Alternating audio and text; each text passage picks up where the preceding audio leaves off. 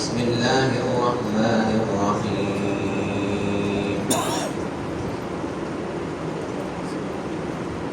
لقد من الله على المؤمنين إذ بعث فيهم رسولا من أنفسهم يتلو عليهم آياته ويزكيهم ويعلمهم الكتاب والحكمة وإن كانوا من قبل لفي ضلال مبين. صدق الله العظيم. أما بعد والسامعين، میں نے آپ کے سامنے اللہ تعالیٰ کے کلام مقدس میں سے ایک آیت کریمہ تلاوت کی ہے. فرمایا کہ اللہ رب العزت مجھے گواہ کو بیان کرنے کی اور مجھے اور آپ کو اس کے سمجھنے استعمال کرنے کی توفیق عطا فرمائے. آج کی یہ بابرکت اور نورانی محفل ختم قرآن کی محفل ہے. اللہ تعالیٰ کا فضل ہوا، اس کا احسان ہوا، جس نے تراویح کے اندر مجھے آدم سے والناس تک پڑھنے کی اور آپ حضرات کو سننے کی توفیق عطا فرمائی. اللہ تعالیٰ اس پڑھنے اور سننے کو اپنی بارگاہ میں قبول فرمائے. انسان کا کام ہوتا ہے کوشش کرنا،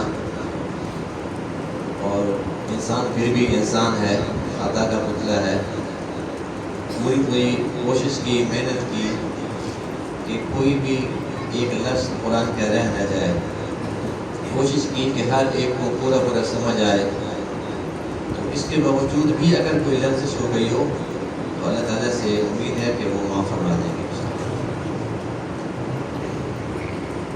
ختم قرآن کے موقع پر مختلف موضوعات پہ عموماً بات ہوتی رہتی ہے. آپ حضرات کو معلوم ہے کہ میرا مقصد بیان کرنا نہیں ہوتا. جب بھی بات کی ہے تو صرف درد دل لگا ہے، اور اس کے اندر سب سے زیادہ میں اپنے آپ کو محتاج سمجھتا ہوں کہ اللہ تعالیٰ مجھے بھی اور پھر آپ کو بھی اس عمل کی توفیق عطا فرمائے. میں کبھی بھی روایتی موضوع پہ بات نہیں کرتا کہ جو ایک روایت چل رہی ہوتی تو اسی پر آپ سب سنتے رہتے ہیں. تو آج جو میں نے آپ کے سامنے آیت کریمہ تلاوت کی ہے، اس میں ایک خاص پہلو، ایک خاص چیز جو اللہ نے میرے دل میں ڈالی، تو میں نے مناسب سمجھا کہ میں وہ آپ کے سامنے رکھوں. ہو سکتا ہے کہ ہم میں سے کسی کی اصلاح ہو جائے. دیکھیے، اللہ تعالیٰ نے اس آیت کریمہ میں اپنا ایک احسان جتلایا ہے. لقد من اللہ علی المؤمنین. تحقیق اللہ تعالیٰ نے انعام اور احسان فرمایا ایمان والوں پر. اذ بعث فیہم رسولا من انفسہم، کہ انہی میں سے ایک رسول مبعوث فرمایا. پھر رسول کی جو ذمہ داری ہے اس کا تذکرہ اس آیت میں بھی ہے. قرآن مقدس کے مختلف مقامات پر بھی یہی تذکرہ ملتا ہے کہ آپ کا جو کام تھا وہ ایک تھا کتاب کی تعلیم دینا، قرآن کی تلاوت، یتلو علیہم آیاتہ، اس کے بعد ویزکیہم، تزکیہ کرنا، صفائے باطن، ویعلمہم الکتاب والحکمہ، پھر کتاب اور حکمت کی تعلیم دینا. تو اللہ فرماتے ہیں کہ جب آپ علیہ السلام تشریف لائے اور آپ نے یہ ذمہ داری نبھائی، اس سے پہلے کیا تھا؟ وَإِن كَانُوا مِن قَبْلُ لَفِي ضَلَالٍ مُبِينٍ. لوگ کھلی گمراہی میں تھے، ظلمت اور تاریکی میں ڈوبے ہوئے تھے. تو حضور علیہ السلام کا جو کام تھا اس میں ایک کام تھا تزکیہ نفس. تزکیہ نفس کا مفہوم یوں سمجھ لیں کہ اندر کی دھلائی، اندر کی صفائی.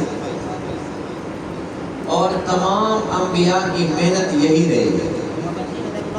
ہر ایک پیغمبر، 1,24,000 کم و بیش پیغمبر دنیا میں تشریف لائے، سب نے پہلی دعوت توحید دی. اس کے بعد پھر دلوں پر محنت کی، باطن پر محنت فرمائی. اور حضور علیہ السلام نے جب صحابہ کرام کی جماعت پر محنت فرمائی، ان کا تزکیہ ہو گیا، تو اللہ کا قرآن کہتے ہیں سورہ حجرات میں وَكَرَّهَ إِلَيْكُمُ الْكُفْرَ وَالْفُسُوقَ وَالْعِصْيَانَ، کہ ان سے کفر کو، فسق کو، نافرمانی کو ختم کر دیا، اولئک هم الراشدون، وہ سراپا رشد و ہدایت ہو گئے۔ یعنی کہ جب اصلاح ہو جاتی ہے تو پھر ظلمت ختم ہو جاتی ہے، جب اندر روشن ہو جاتا ہے، جب اندر پاک اور صاف ہو جاتا ہے، جب باطن سنور جاتا ہے تو پھر کیا ہوتا ہے؟ اندر نور آ جاتا ہے، ایمان کا، تقویٰ کا، اعمال صالحہ کا، اخلاص کا، اندر نور آ جاتا ہے، اندر روشن ہو جاتا ہے، تو پھر انسان کیا بن جاتا ہے؟ سراپا رشد و ہدایت۔ تو حضور علیہ السلام تو بہت ہی بلند ترین مقام پر تھے، اور آپ کی جو مبارک نظر تھی جیسے ہی وہ کسی صحابی پہ پڑتی تھی تو فوراً ان کا اندر روشن ہو جاتا تھا، اور ان کا باطن روشن ہو جاتا تھا، اندر سے چمک جاتے تھے، ان کی اصلاح ہو جاتی تھی، اور ان کے اندر جو اچھے اخلاق ہیں، جو اوصاف حمیدہ ہیں وہ آ جاتے تھے، اور جو خصائل رذیلہ ہیں، بری عادات ہیں، وہ ختم ہو جاتی تھی۔ اگرچہ وہ معصوم نہیں ہو سکتے تھے لیکن محفوظ عن الخطا ہو جاتا تھا۔ اور پھر حضور علیہ السلام کے بعد یہ سلسلہ خانقاہوں کے اندر آج بھی موجود ہے، قیامت تک رہے گا۔ اولیاء کرام ان کی ذمہ داریاں بھی یہی ہیں کہ لوگوں کی اصلاح کرتے ہیں، ان کے باطن کو سنوارتے ہیں، ان کا تزکیہ کرتے ہیں۔ تزکیہ نفس اس کو کہا جاتا ہے۔ تو پہلے زمانے کے اندر اس میں بڑے مجاہدے ہوتے تھے، کئی مہینوں تک وہ ان کا کھانا بہت ہی کم کر دیتے تھے، پینا بہت کم کر دیتے تھے، ریاضتیں، ان کا نفس کمزور ہو جائے اور ان کے اندر نورانیت آ جائے، حیوانیت دب جائے، بڑی ریاضتیں ہوتی تھی۔ آج کل چونکہ لوگ کمزور ہو گئے ہیں، وہ جانا ہی گوارا نہیں کرتے، اگر وہاں جائیں اور ان کو پھر اس قسم کی مشقتوں کا سامنا کرنا پڑے تو پھر بالکل وہ خانقاہ کا رخ ہی نہیں کریں گے۔ لیکن بہرحال آج بھی اولیاء کرام اپنی ڈیوٹی نبھا رہے ہیں۔ تو یہ میں نے ایک تمہید باندھی ہے۔ اب آتی ہے حالات حاضرہ پر کہ اس وقت ہم کیا کر رہے ہیں۔ ہمارے پاس الحمدللہ قرآن بھی ہے، اللہ کے نبی کا فرمان بھی موجود ہے، اور جن طریقوں سے، جن باتوں سے، جن اعمال سے، جن اقوال سے صحابہ کرام کی اصلاح ہوئی تھی، ان کا باطن روشن ہو گیا تھا، وہ سب تعلیمات ہمارے پاس موجود ہیں، لیکن اس کے باوجود ہم ان سے رہنمائی لینے کے لیے تیار نہیں ہیں۔ اور اسی وجہ سے اب صورتحال یہ ہے کہ ہم نے اپنے باطن کی طرف توجہ ہی چھوڑ دی۔ یہ میرا درد دل ہے جو میں عرض کرنا چاہتا ہوں کہ ہم نے اپنے باطن کی طرف جھانکنا ہی چھوڑ دیا ہے، صرف ظاہر پر لگے ہوئے ہیں کہ ظاہر کو سنوارنا ہے۔ ہر ایک کوشش کرتا ہے کہ میرے کپڑے اچھے ہوں، ہر ایک کوشش کرتا ہے کہ میرا حلیہ اچھا ہو، ہر ایک کوشش کرتا ہے کہ میں بہت اعلیٰ قسم کا پرفیوم، خوشبو، عطر لگاؤں تاکہ میں جہاں سے گزروں پتہ چلے کہ بھئی بڑا نفیس الطبع ہے، بڑا خوشبوئیں لگاتا ہے، بہت اعلیٰ لباس پہنتا ہے، اعلیٰ پوشاک۔ یعنی کہ ہم نے اپنے ظاہر پر اتنی توجہ دی کہ ہم نے اپنے لباس کو اعلیٰ کر لیا، اپنی شکل و صورت کو اعلیٰ کر لیا، اور اپنے کھانے پینے کو اعلیٰ کر لیا، اپنی رہائشی مکانات کو اعلیٰ کر لیا، ظاہر پر اتنی محنت کی کہ ہمارا ظاہر سنور گیا۔ جبکہ انبیاء کی تعلیمات ظاہر کے لیے نہیں، باطن کے لیے تھی۔ وہ باطن سنوارنا چاہتے تھے، ہم نے ظاہر سنوارنا شروع کر دیا اور وہ سنور گیا۔ یہ بھی تھوڑا عرصہ پہلے کی بات ہے کہ جو ہمارے لباس یا وہ تبدیل ہو گئے ہیں۔ ہمارے جو بزرگ تھے وہ موٹے کپڑے پہن لیتے تھے، لیکن اس کا اب تصور ہی ختم ہو گیا ہے۔ اب تو وہ اس کو دھونا بھی، اس کو استری کرنا بھی مشکل ہے۔ پہلے بغیر استری کے لوگ پہن لیتے تھے، اب اس کا تصور نہیں ہے، چھوٹے بچے بھی نہیں پہنتے۔ یعنی کہ ظاہر پر ہم نے محنت کی تو ظاہر سنور چکا ہے، لیکن ظاہر کے سنورنے سے ہمیں ملا کیا؟ خاک۔ کیا ملا؟ ناراض نہیں ہو رہے؟ ہمیں ککھ بھی نہیں ملا۔ وجہ کیا ہے؟ وجہ یہ ہے کہ جو تمام قیمتی خزانہ ہے اس کا تعلق باطن سے ہے، ظاہر سے نہیں ہے۔ ایمان نظر آتا ہے، اسلام نظر آتا ہے، اسی طریقے سے اخلاص نظر آتا ہے، تقویٰ نظر آتا ہے۔ یہ ساری چیزیں تو نظر نہیں آتی، لیکن سب سے قیمتی خزانہ تو یہی ہے۔ کہ جس کے پاس ایمان ہے وہ بھوکا ہے پیاسا ہے پھر بھی کامیاب ہے، جس کے پاس ایمان نہیں ہے وہ نمرود جیسی سلطنت رکھتا ہو، قارون جیسے خزانے رکھتا ہو پھر بھی ناکام ہے۔ تو قیمتی خزانہ تو یہ تھا۔ اس کا تعلق ظاہر سے ہے یا باطن سے؟ جی آپ اگر نہیں بات کریں گے تو پھر بات ختم کر دیتے ہیں بس۔ جی باطن سے ہے، پھر میں سمجھوں گا کہ سب تھکے ہوئے ہیں۔ تو ان تمام چیزوں کا تعلق کس سے ہے؟ باطن سے ہے۔ اور اسی طریقے سے جس طریقے سے یہ قیمتی چیزیں ان کا تعلق باطن سے، ایسے ہی جو بری چیزیں ہیں جو ہماری آخرت کا بیڑا غرق کر سکتی ہیں، جیسے تکبر، جیسے حسد، بد نظری، خود پسندی، یہ تمام مہلک بیماریاں ہیں جو ہمارا اتنا نقصان کر سکتی ہیں کہ اس کا تصور بھی نہیں۔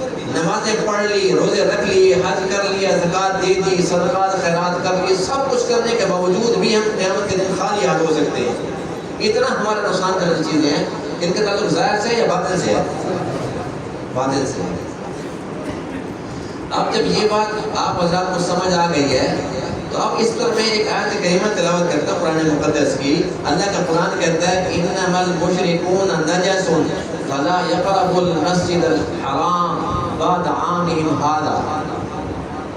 اللہ فرماتے ہیں کہ جو مشرک ہیں وہ نجس اور ناپاک ہیں، غلیظ ہیں، اور ان کے لیے حکم ہے کہ جب یہ آیت اتر رہی تھی تو اس سال کے بعد آئندہ کے لیے یہ مسجد حرام نہیں آ سکے، ان پر پابندی لگا دی۔ اب بتائیے کہ جو مشرک تھے ان کے جسم پر یا ان کے کپڑوں کے اوپر گوبر لگی ہوئی تھی، گندگی لگی ہوئی تھی، غلاظت تھی؟ کچھ بھی نہیں لگا ہوا تھا، اچھے کپڑے بھی پہنے ہوئے تھے اور عطر بھی عود لگاتے تھے، قیمتی قیمتی خوشبو بھی استعمال کرتے تھے۔ اس کے باوجود اللہ فرماتے ہیں کہ وہ نجس ہیں، ناپاک ہیں۔ یہ نجاست نظر تو نہیں آ رہی تھی، اس کا تعلق باطن سے۔ ہم جس ظاہر کو سنوارنے پر لگے ہوئے ہیں، ہم سے زیادہ اچھا کتنے کافر اور مشرک بھی اپنے آپ کو سنوارتے ہیں، اور ہمارے لباس سے کتنا ان کا لباس اعلیٰ بھی ہو سکتا ہے، ہوتا ہی نہیں ہوتا۔ ہم سے اچھا غسل بھی کر سکتے ہیں، اچھا خلیہ بھی بنا سکتے ہیں، اچھا پرفیوم بھی لگا سکتے ہیں، سب کچھ کرنے کے باوجود لیکن ظاہری طور پر تو ہم ان کو دیکھیں گے تو کہیں گے جی سبحان اللہ بہت زبردست اس کا خلیہ ہے، کیا یہ بھی لباس ہے اس کا، اس کی خوشبوئیں دیکھو۔ لیکن اللہ کا قرآن کہتا ہے کہ باطن کے اندر اتنی غلاظت ہے کہ خنزیر سے، مردار سے بھی بدتر ہے۔ ہمیں تو سمجھ نہیں آتی، ہم اندھے، ہمیں نظر نہیں آتا، ہماری ناک میں وہ طاقت نہیں ہے سونگنے کی، لیکن بدبو ہے، اس لیے کہ اللہ کے قرآن نے بتا دیا۔ تو دیکھیے اگر ایک کافر مشرک منافق وہ اندر سے ناپاک ہے، اندر سے غلیظ ہے، اندر سے نجس ہے، لیکن ظاہری طور پر کتنا اپنے آپ کو سنوار لیتا ہے، اس کا سنوارنا اس کے کام آ سکتا ہے؟ اللہ تعالیٰ کے ہاں یہ معتبر ہے؟ قیامت کے دن اس کی ساری محنت پر اسے کچھ نہ کچھ بینیفٹ مل جائے، ممکن ہے؟ ایک ہی فیصلہ ہے، اللہ فرماتے ہیں فَلَا نُقِيمُ لَهُمْ يَوْمَ الْقِيَامَةِ وَزْنًا۔ ہم نے ان کے اعمال کا وزن ہی نہیں کرنا۔ کافر کے اعمال کا وزن ہوتے ہی نہیں، اس لیے کہ اعمال کا وزن کس سے بنتا ہے؟ ایمان سے، بنیاد ہو، پھر تقویٰ ہو، اخلاص ہو، پھر اعمال شاندار بھی ہوتے ہیں، جاندار بھی ہوتے ہیں، پھر وزنی بھی ہوتے ہیں۔ اور اللہ تعالیٰ نے قرآن مقدس میں جہاں پر قیامت کے اعمال کا تذکرہ فرمایا تو یہ نہیں فرمایا کہ جس کے اعمال زیادہ ہوں گے یا جس کے کم ہوں گے۔ اللہ فرماتے ہیں فَأَمَّا مَنْ ثَقُلَتْ مَوَازِينُهُ، جس کے اعمال ثقیل وزنی ہوں گے، بوجھل ہوں گے، وَهُوَ فِي عِيشَةٍ رَاضِيَةٍ، تو وہ مزے والی زندگی میں ہوگا۔ وَأَمَّا مَنْ خَفَّتْ مَوَازِينُهُ، جس کے اعمال خفیف ہوں گے، ہلکے ہوں گے، فَأُمُّهُ هَاوِيَةٌ، اس کا ٹھکانہ کیا ہے؟ نار حامیہ۔ تو بات یہ ہے کہ اللہ تعالیٰ اعمال کو گنتے نہیں ہیں، تولتے ہیں۔ اس کا مطلب یہ ہوا کہ کتنے ایسے لوگ بھی ہوں گے جن کا ایمان بہت اعلیٰ ہوگا، جن کا اخلاص بہت اعلیٰ ہوگا، ان کے اعمال تھوڑے ہوں گے لیکن وہ بہت وزنی ہوں گے۔ اور کتنے ایسے ہوں گے جن کے اندر اخلاص نہیں ہوگا، ریاکاری ہوگی، دکھلاوا ہوگا، ظاہر پر محنت ہوگی، جیسے ہماری محنت ہے اس وقت ظاہر کے اوپر کہ ہمیں کوئی دیکھ رہا ہے تو ہماری 2 رکعتیں کچھ اور ہوتی ہیں، تنہائی کی 2 رکعتیں کچھ اور ہوتی ہیں، لوگوں کے سامنے تلاوت اور ہوتی ہے، تنہائی کی تلاوت اور ہوتی ہے، اور ہم تو یہ چاہتے ہیں کہ کوئی ایسا بندہ ایک مستقل ہمارے ساتھ رہے، ہم عمرہ کرنے جائیں تو وہ ایک لمحہ وہ فیس بک پہ شیئر ہو کہ ہم نے عمرہ کر لیا، حج کرنے جائیں تو فیس بک پر ہماری نیکی چلتی رہے، دنیا کو پتہ چلتا رہے کہ میں حج پر ہوں، عمرے پر ہوں، اور اگر ہم نماز پڑھنے آئیں تو اس کے ساتھ بھی وہ ساتھ وہ تصویر بنائے، اس وقت یہ حاجی صاحب نماز پڑھ رہے ہیں، ہمارے صاحب بھی بن چکی ہیں۔ یعنی ایک نیکی اگر کرتے ہیں تو اللہ کے لیے نہیں کرتے، لوگوں کے دکھلاوے کے لیے کرتے ہیں، تو بتائیے کہ ان اعمال کا وزن ہوگا؟ اللہ تعالیٰ منہ پر مار دے گا۔ حدیث پاک میں کہ جو ریاکاری ہے یہ شرک اصغر ہے، شرک ایک قسم ہے۔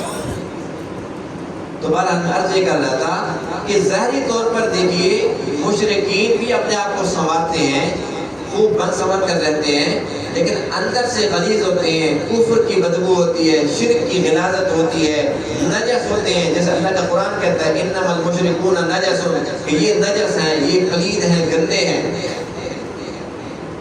تو یہ حکم صرف ان کے لیے نہیں ہے، ہمارے لیے بھی ہے کہ ہم نے بھی اپنے باطن کو سنوارنا ہے۔ ظاہر پر جتنی محنت ہم نے کرنی تھی بہت کر کے دیکھ لی، اس سے کچھ فائدہ ہونے والا نہیں ہے۔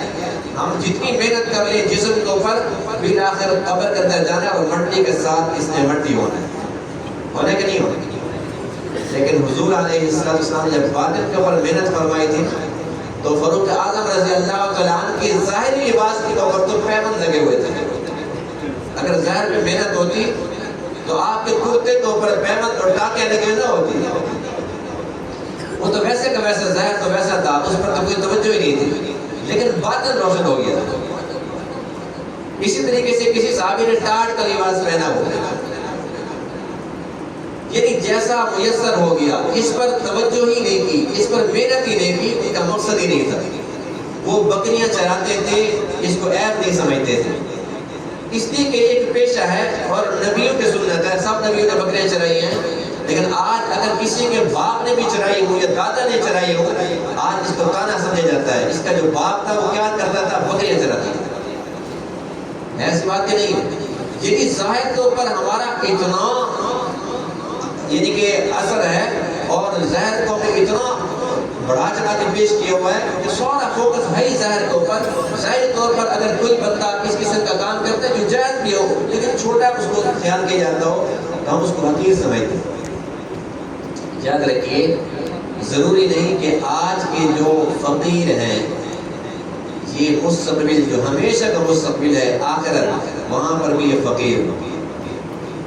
جو آج کے امیر ہیں ضروری نہیں کہ آخرت کے اندر بھی یہ امیر ہو، وہاں کا منظر نامہ کچھ اور ہے، یہاں کی کرنسی کچھ اور ہے، وہاں کی کرنسی کچھ اور ہے۔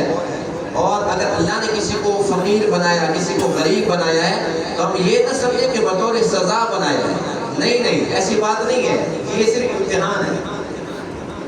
اور اللہ کو زیادہ پیار انہیں سے ہوتا ہے جس طریقے سے ماں باپ اپنی اس اولاد سے زیادہ پیار کرتے ہیں جس کے حالات خراب رہتے ہیں۔ ایسی بات کہ نہیں، جو اولاد ماں باپ کو کھلاتی ہے خدمت کرتی ہے اس سے پیار تھوڑا ہوتا ہے۔ جو اولاد ایسی ہوتی ہے کہ جس کو معاشرہ قبول نہیں کرتا لیکن ماں باپ کہتے ہیں ہمارے لیے سب سے قیمتی ہی رہ جائیے، اسی پہ توجہ ہے، اسی پر فوکس ہے۔ اسی طریقے سے جو یہاں پر فقراء میں نظر آتے ہیں، مساکین نظر آتے ہیں، ہمیں غریب نظر آتے ہیں، ہمیں یہ حقیر نہ سمجھیں، یہ فقیر ہیں، حقیر نہیں ہیں۔ اللہ کو زیادہ پیار بھی نہیں کے ساتھ، اللہ کو پتہ ہے کہ میرے پاس خزانے بھرے پڑے ہیں، ان کو جان بوجھ کر نہیں دیا، دے سکتا تھا، لیکن اگر دے دیتا سب کو ایک ایسا کر دیتا تو پھر ہر طرف فساد ہی فساد ہوتا، خون خراب ہوتا۔ اللہ کا نظام ہی ایسا ہے۔ اور رفعنا بعضهم فوق بعض درجات، بعض کو پر درجہ بندی کے ساتھ فضیلت بخشی ہے۔ کیوں؟ لیتخذ بعضهم بعضا سخریا، تاکہ یہ ایک دوسرے کی ضروریات کا خیال رکھیں، ایک دوسرے کے ساتھ منسلک رہیں، ایک دوسرے کی مجبوری بن کر رہیں۔ امیر کا کام بغیر غریب کے نہ ہو، غریب کا بغیر امیر کے نہ ہو۔ تو تو یہ ہر ایک امتحان بھی ہے دنیا کے اندر، وہ مالدار ہے یا فقیر ہے، دست ہے، ہر ایک امتحان کے اندر ہے. یہ نہیں کہ وہ عتاب کے اندر ہے. عتاب سزا اور چیز ہے، امتحان اور چیز ہے. اس لیے ظاہری طور پر ہم کسی کو دیکھتے ہیں کہ وہ مالی لحاظ سے یا شکل کے لحاظ سے یا کسی عہدے کے لحاظ سے وہ ہم سے کم ہے، تو ہم یہ نہ سمجھیں کہ ہم اس کو روک کے چلے جائیں، یہ ہم سے یہ گزرا ہے، یہ ہم سے کم تر ہے. نہیں، اللہ تعالیٰ اس پر بہت بڑا مواخذہ فرمائے. اور یہی وجہ ہے کہ جنہیں ہم فقیر سمجھتے ہیں، حدیث پاک میں کہ قیامت کے دن اللہ تعالیٰ فرمائیں گے اے میرے بندے جب میں بھوکا تھا مجھے کیوں نہیں کھلایا تھا، جب میں پیاسا تھا مجھے کیوں نہیں پلایا تھا، جب مجھے کپڑے کی ضرورت تھی مجھے کپڑا کیوں نہیں پہنایا تھا. بندہ کہے گا باری تعالیٰ تو رب ذوالجلال ہے، تو کھانے سے پاک ہے، پینے سے پاک ہے، تو لباس سے پاک ہے، اور میں کیسے تجھے کھلاتا پلاتا.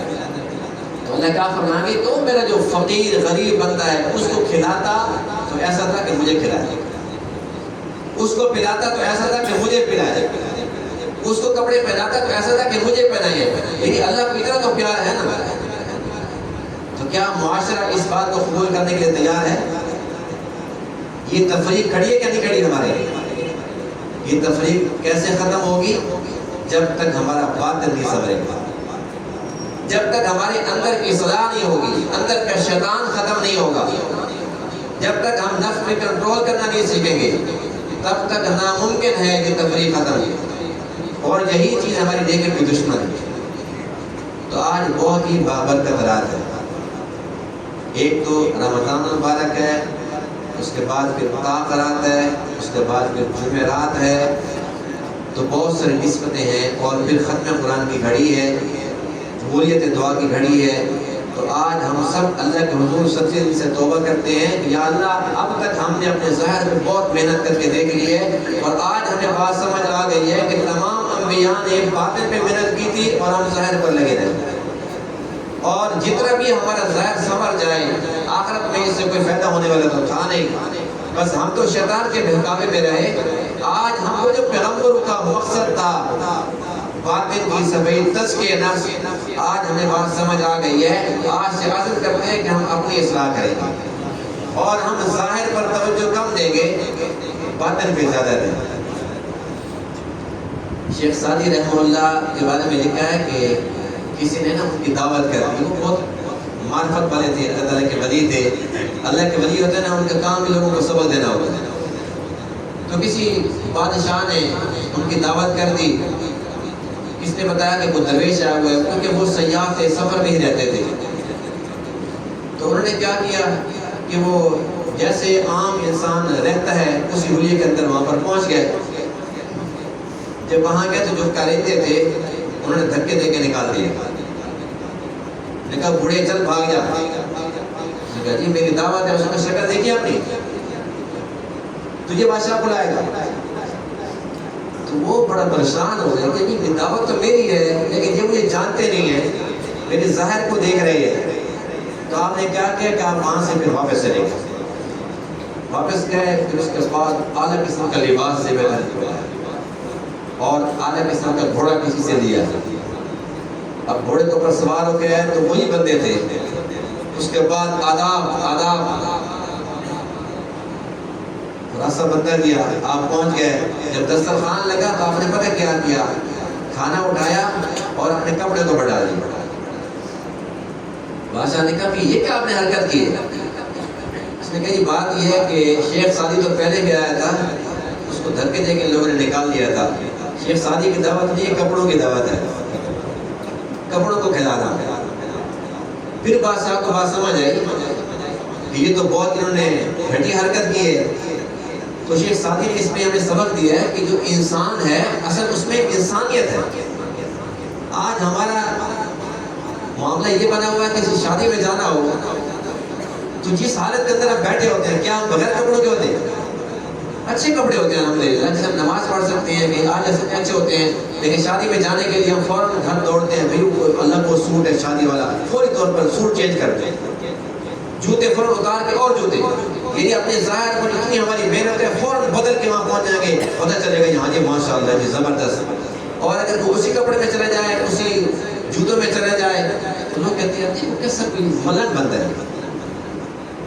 یہ بندہ تو وہی ہوتا ہے نا, صرف کپڑوں کے بدلنے کے ساتھ لوگوں کا معیار بدل جاتا ہے, ان کے پیمانے مختلف ہو جاتے ہیں. تو یہ تفریق کیسے ختم ہوگی؟ یہ تب ہوگی جب ہم سب کے باطن روشن ہو جائیں گے. پھر ہم کپڑوں کو دیکھیں گے ہی نہیں, نہ اپنے نہ کسی کے. ہم یہ دیکھیں گے کہ اس کے اخلاق کیسے ہیں, ماشاء اللہ اللہ کے نبی کے اخلاق ماشاء اللہ, اس کی گفتار کیسی ہے ماشاء اللہ. پھر ہم اندر کی جو صفات ہیں ہم ان کے اوپر فوکس رکھیں گے کہ ہاں ان کے اندر بہت اعلیٰ صفات ہیں, اس کے اخلاق ایسے ہیں ماشاء اللہ, اور اس کی مثلا کی عبادت ایسی ہے, اس کے معاملات ایسے ہیں. تو ہر ایک چیز ہمیں نظر آئے گی جس سے ہمارا دل خوش ہو جائے گا. جب ہماری اصلاح نہیں ہوگی پھر ہم وہی ظاہر کے اوپر پھرتے رہیں گے, ظاہر سے متاثر ہوتے رہیں گے, اور لوگوں سے خود بھی متاثر ہوں گے اور ظاہر پر محنت کرتے رہیں گے. تو آج ہم عزم کرتے ہیں کہ ظاہر کی بجائے, یہ بھی نہیں کہتا کہ گندے کپڑے پہننا شروع کر دو, یعنی اچھے کپڑے پہننا یہ اللہ کے نبی کا حکم ہے, لیکن یہ کہیں حکم نہیں ہے کہ بس کپڑوں پر ہی مار پیٹو. نفی کرنا مقصد نہیں ہے, اگر آپ میری بات سمجھ رہے ہیں. یعنی میرا مقصد یہ ہے کہ ہم جتنا ظاہر پہ محنت کرتے ہیں, ایک اچھا انسان صاف ستھرا بھی رہتا ہے, سنت ہے, صفائی جس میں ایمان ہے, لیکن صرف اسی پر ہی انسان مار پیٹے اور اندر کی طرف جھانکے بھی نہیں, یہ کہاں کا انصاف ہے؟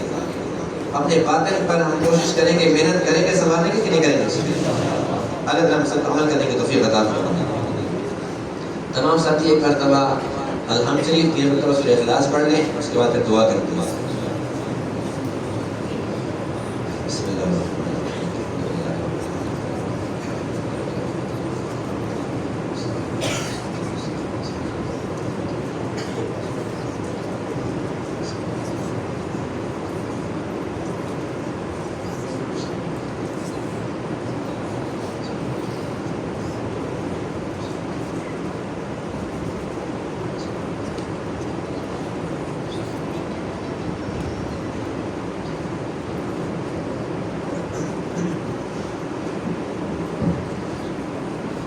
ساتھی بھائی محمد نعیم غوری صاحب پچھلے سال اعتکاف میں تھے, اس سال وہ نہیں ہے.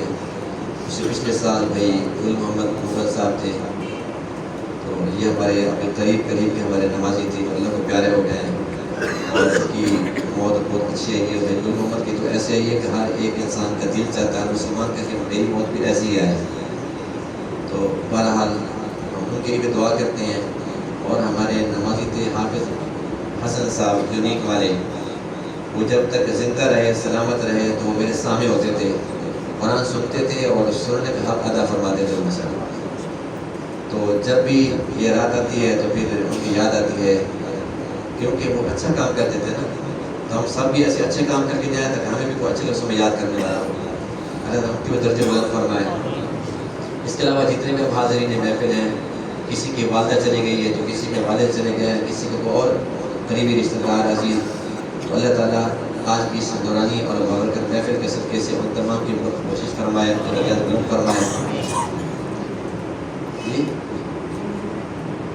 جی نظامی صاحب کے ہوتے تھے, منیر کے بیٹے تھے حسن, ان کی جو شہادت ہے وہ بڑی مظلومانہ ہے, تو کسی کو بھی برداشت نہیں ہوتی. اور پھر جو ان کے اہل خانہ ہیں ان کے لیے کتنا بڑا صدمہ ہے, کتنا بڑا دکھ ہے. اللہ تعالیٰ ان کے بھی درجے بلند فرمائے اور لواحقین کو صبر جمیل عطا فرمائے. یہ ایسے حادثے ہوتے ہیں کہ تا حیات انسان بھول نہیں سکتا. یعنی کہ یہ ایسے حادثے ہوتے ہیں کہ اہل خانہ تو کبھی بھی نہیں بول سکتے, لیکن اہل محلہ اور عزیز و قارب تعلق والے بھی کبھی نہیں بول سکتے. تو یہ جو حسن کی شہادت ہے یہ ایسی ہی ہے کہ ہم سب کا دل دکھ ہے اس سے. اللہ تعالیٰ ہر ایک کے بچے کو سلامت رکھے, اور جتنا ہو سکے تمام ساتھیوں سے گزارش کروں گا کہ اپنے بچوں کو اس کا پابند بنائیں کہ یہ جتنی بھی دوستی ہیں یہ فضول دوستی ہے, یہ بری دوستی ہے, یہ ظاہر میں اچھی لگتی ہے لیکن اچھی نہیں ہوتی, کوئی نہ کوئی مطلب ہوتا ہے. یہ لوگ ڈس لیتے ہیں, اپنا بناتے ہیں پھر ڈس لیتے ہیں. تو ہر ایک اپنے بچوں کو پابند بنائے. اگر دوست بنانا ہے تو ماں باپ کو بناؤ, دوست بنانا ہے تو قرآن کو بناؤ, دوست بنانا ہے تو کسی نیک انسان کو, کوئی بزرگ ہو. ہمارا ایک دوست ہے علی خان کا ہے, وہ کہتا ہے کہ میں اس کو دوست بناتا ہوں جو 60 سال سے اوپر ہو, بزرگ ہو. حالانکہ وہ خود جوان ہے, وہ کہتا ہے میرا کوئی بھی دوست ہے 60 سال سے اوپر والا، اس سے نیچے والا نہیں، تو بس یہ اس کا اپنا ایک مشکل ہے، لیکن ٹھیک ہے میرے خیال میں تو ایسے ہونا چاہیے کہ جو بزرگ ہوتے ہیں ان کے ساتھ دوستی ہوگی تو کم سے کم نقصان تو وہ نہیں کریں گے، وہ اچھے مشورہ دیں گے، تو اس کا ہم خیال کریں گے تو انشاءاللہ اس قسم کے حادثات سے ہم سب کے سب محفوظ رہیں گے. اللہ تعالیٰ عمل کرنے کی توفیق عطا فرمائے. الحمد للہ رب العالمین والعاقبۃ للمتقین والصلاة والسلام على رسوله الكريم سيدنا محمد وعلى آله وأصحابه أجمعين. اللهم إنا نسألك العفو والعافية والمعافاة الدائمة في الدين والدنيا والآخرة. اللهم إنك عفو كريم تحب العفو فاعف عنا يا رحمن يا كريم يا حي يا قيوم برحمتك نستغيث ومن عذابك نستجير. اللهم إنا نسألك موجبات رحمتك وعزائم مغفرتك. اے اللہ جو قرآن مقدس تراویح کے اندر پڑھا، اے اللہ اس کو اپنی بارگاہ میں قبول فرما. اے اللہ ہمارا پڑھنا سننا تمام ساتھیوں کے اللہ اس کو اجر عظیم عطا فرما. اللہ اس تمام کا ثواب اللہ حضور علیہ السلام کی خدمت حسن پیش کرتے ہیں قبول فرما. آپ علیہ السلام کے صدقے اور وسیلے اور توفیق سے اللہ تمام انبیاء کرام کو، تمام اہل بیت کرام کو، تمام صحابہ کرام، تابعین، تبع تابعین، شہداء کرام، اولیاء کرام، ائمہ کرام، سلف صالحین، بزرگان دین، عام مسلمین. اے اللہ بالخصوص اے اللہ حاضرین محفل کے جو پیارے اس دنیا سے رخصت ہو گئے، اے اللہ ان تمام کو اس کی ثواب پہنچا، ان کے درجات کو بلند فرما، ان کی درسوں کو معاف فرما. اے اللہ ان کی رحمت خاصہ نازل فرما، اے اپنے مقرب بندوں کو شامل فرما، آخرت کے تمام منازل آسان فرما. اے اللہ ہم سب کے صغیرہ کبیرہ گناہوں کو معاف فرما. اے اللہ آج بابرکت رات ہے، اے اللہ سچے دل سے توبہ کرتے ہیں صغیرہ گناہوں سے، کبیرہ گناہوں سے. اے اللہ اب تک جو جان بوجھ کر کیے، کھول کے کیے، خفیہ کیے، کے سامنے کیے، اللہ ہر قسم کے گناہ سے اللہ سچے دل سے توبہ کرتے ہیں، توبہ کو قبول فرما. اے اللہ اس توبہ پر ہمیں استقامت نصیب فرما. اے اللہ ہم توبہ کرتے ہیں وہ توبہ ٹوٹ جاتی ہے، پھر توبہ کرتے ہیں پھر توبہ ٹوٹ جاتی ہے. جب تک تیرا فضل سے ہمیں حال نہیں ہوگا اللہ اس پر استقامت نہیں ملے گی. اے اللہ استقامت نصیب فرما. اے اللہ جو مریض میں نصیحت کاملہ عاجلہ دائمہ عطا فرما. اے اللہ جو بے اولاد ہے ہمیں نیک صالح اولاد عطا فرما. اے اللہ جو اولاد نرینہ سے محروم ہے ہمیں اولاد نرینہ عطا فرما. اے اللہ جو صاحب اولاد ہیں ان کے اولادوں کو نیک صالح ماں باپ کا خبردار بنا. اے اللہ اپنی محبت نصیب فرما. اے اللہ اپنے حبیب کی سچی محبت نصیب فرما. اے اللہ اہل بیت کی سچی محبت نصیب فرما. اے اللہ صحابہ کرام کی سچی محبت نصیب فرما. اے اللہ اولیاء کرام کی سچی محبت نصیب فرما. اے اللہ ان کی اطاعت نصیب فرما. اے اللہ ہماری نیک تمناؤں کو پورا فرما. اے اللہ نیک خواہشات کو پورا فرما، نیک ارادوں کو پورا فرما.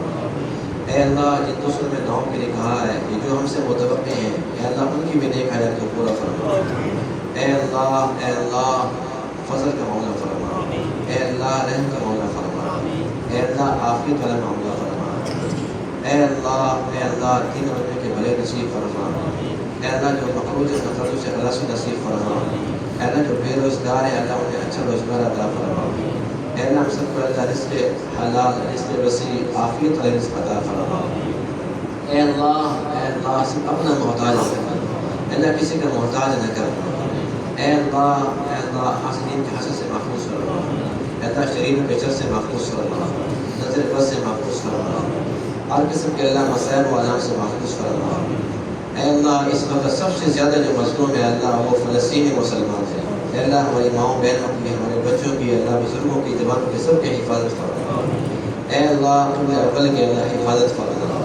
اے اللہ پوری دنیا کے اندر جہاں کہیں مسلمان مظلوم ہیں، اے اللہ کہیں قید کے اندر ہیں بے گناہ، رہائی نصیب فرما. اے اللہ جہاں کہیں وہ مظلوم ہے اللہ ان کی نصرت فرما، مدد فرما. اے اللہ ہمارے ظاہر باطن کو پاک فرما. اے اللہ جو روحانی امراض ہیں، جو مولک امراض ہیں، اے اللہ مجھے اپنی نجات عطا فرما.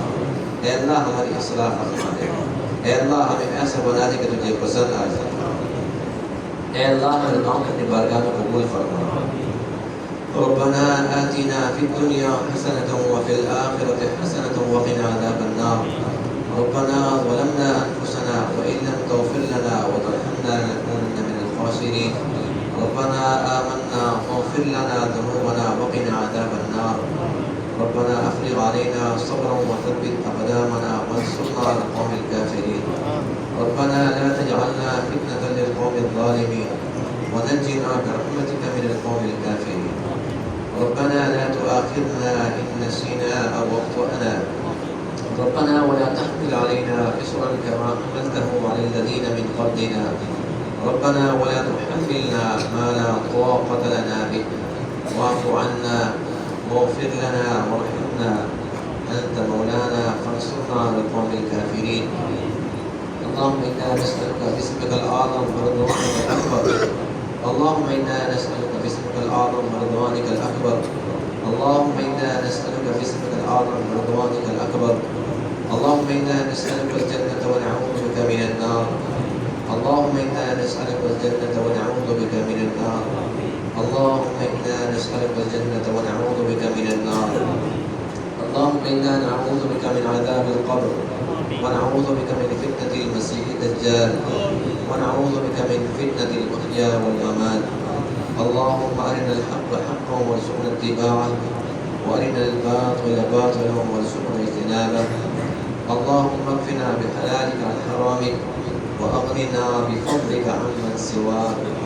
اللهم إنا نسألك في الخير ما سألك منه نبيك محمد صلى الله عليه وسلم ونعوذ بك من شر ما استعاذك منه نبيك محمد صلى الله عليه وسلم وأنت المستعان وعليك البلاغ ولا حول ولا قوة إلا بالله. اللہ بھائی ندیم مغل کی بچی بیمار ہے، کافی تکلیف میں ہیں، اس گردوں کا عرض ہے، اس کے لیے ہم سب اے اللہ تیرے سامنے اللہ کے گڑا کے دعا کرتے ہیں، اللہ اس کو صحت کامل عائلہ دائم عطا فرما۔ اے اللہ ہمارے کام کو اپنی بارگاہ میں قبول فرما۔ اے اللہ ہمارے ملک پاکستان کی حفاظت فرما۔ اے اللہ ہمارے ملک کے جو دشمن ہیں ظاہری طور پر باطنی طور پر تو بہتر جانتا ہے، اے اللہ ہم سب کو نیس و نابود فرما۔ اے اللہ ہمارے ملک کو امن کا گہوارہ بنا۔ اے اللہ یہاں اسلام کا بول بالا ہو اور کفر کا منہ کالا ہو۔ اے اللہ پوری دنیا کے اندر اسلام کا غلبہ عطا فرما۔ اے اللہ ہم جہاد کا سبب بھول چکے ہیں، اللہ امت کو جہاد کے اندر راستے پر چلا۔ ربنا تقبل منا انك انت السميع العليم وتب علينا انك انت التواب الرحيم. صلى الله تعالى على حبيبه سيدنا محمد وعلى اله واصحابه واهل بيته وذريته اجمعين برحمتك يا ارحم الراحمين.